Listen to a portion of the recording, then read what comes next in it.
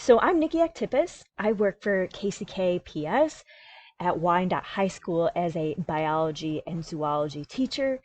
I deal with the whole gambit from freshmen in my bio class to upperclassmen in my zoology class. And this year we are fully virtual. So overall, my COVID challenge has been this isolation, not just for me, but also my students and my coworkers, and just not being able to get to know each other and work like I think we should be working together. We're still getting through it. We're understanding each other, but this big umbrella of isolation has really kind of messed up my plans as a first year teacher. And yeah. So a little bit about me.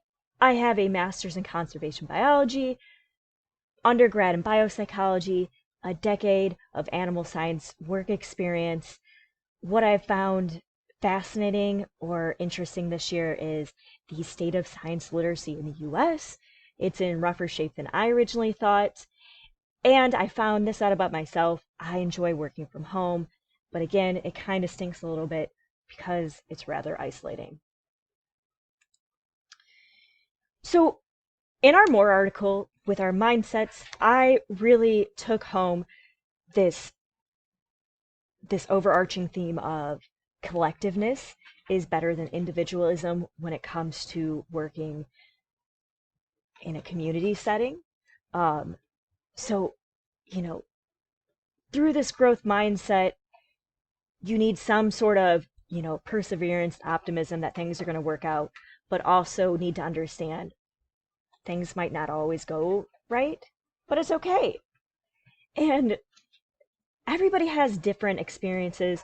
So working together as a collaborative is going to give you a better picture of things than working by yourself. As for our dispositions, my takeaway here was if you have ever played a video game and had to build your skill tree, that's what I think our dispositions and later on our practices really showcase is. Everybody starts off differently, so you might start off with really good empathetical assertiveness, or you might start off with really good confidence about stuff, or maybe you have a good sense of humor, but you're not good at asserting yourself. We all start off somewhere different, but we can build on these skills and learn them through our growth mindset. With our practices, I see this as a cyclic cycle. So you get your feedback and your data, and that's going to really show you where to focus and where your priority should be. And your emotional intelligence is going to interpret that data for you, and that's how you're going to get your focuses and priorities. So in our Lynch article, we talked about a variety of things. So we talked about our principles of leadership. And here again, I think these are a lot of skill tree building going on. So, some people are really have personal courage to stand up for things and other people, while other people are really start off being empathetic and are able to put others ahead of themselves, that the greater good is more important than the individual. But these are things I think we can all build on, right? And we're not all good at these all at once. So again, like I said in our Lynch article, these really play into that skill tree that we have, that we start with and we start building. And overall, I think everybody can learn these. I don't think it just has to be that you're really good at one and that's what you keep sticking to. I think these are something you can keep striving for, keep building on, all of that. As far as my critique goes, I saw that some of these ideals through both of these articles, through the Moore and the Lynch articles, some of them were more measurable than others. So some of them really relied on data points, while others really relied on the individual connecting in or plugging into the collective to use their skill sets. And I really saw this embracing the all. So it takes everybody in a village to raise the kids. And that's what I saw happening with all of our ideals in these two articles. And I think some of these ideals are more teachable than others. I think some of them you can learn in the classroom or through a class like this. And then some of them you just got to learn on your own, right? Get your own techniques down. And so I had a few questions for my critique of these ideals of how do you balance all of these?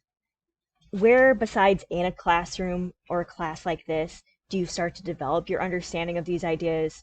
Does awareness of these ideas mean they will be useful, or will they be used properly? And then I think it's important that there are to be conscious of the toxic side of these ideals. Um, there can be a such thing. There's a such thing as toxic positivity. Um, People can twist things, spin things to where there's like, oh, well, I'm going to label this ideal as this, and it's toxic, right? And even though our intent might be good, we need to focus on our impact when expressing these ideals or practicing them. And all of them really focus around building cultural competency and awareness. Um, and I learned that what I'm already doing really fits with these ideals, and I'm looking forward to integrating them more into building stewardship in our greater community, not just in our school community. So finally here, I took this standard in this project and I got to know myself a little bit more as a leader. I get to know all of you a little bit more as my cohort a little bit better soon. And we learned about the ideas that should be promoted as ethical and professional norms. This was relevant because this activity in general was relevant because we didn't just have to read through the materials, we got to interact with it. I know I spent more time reading this stuff because I had to make a PowerPoint and I got to sit in my thoughts for a moment. And at the end of the day, I really want to continue striving for these concepts and these ideals. I know it's going to be difficult to follow through with some of them, especially in isolation, but I am excited to see myself grow and to see my colleagues here grow. And here are my references. Thank you.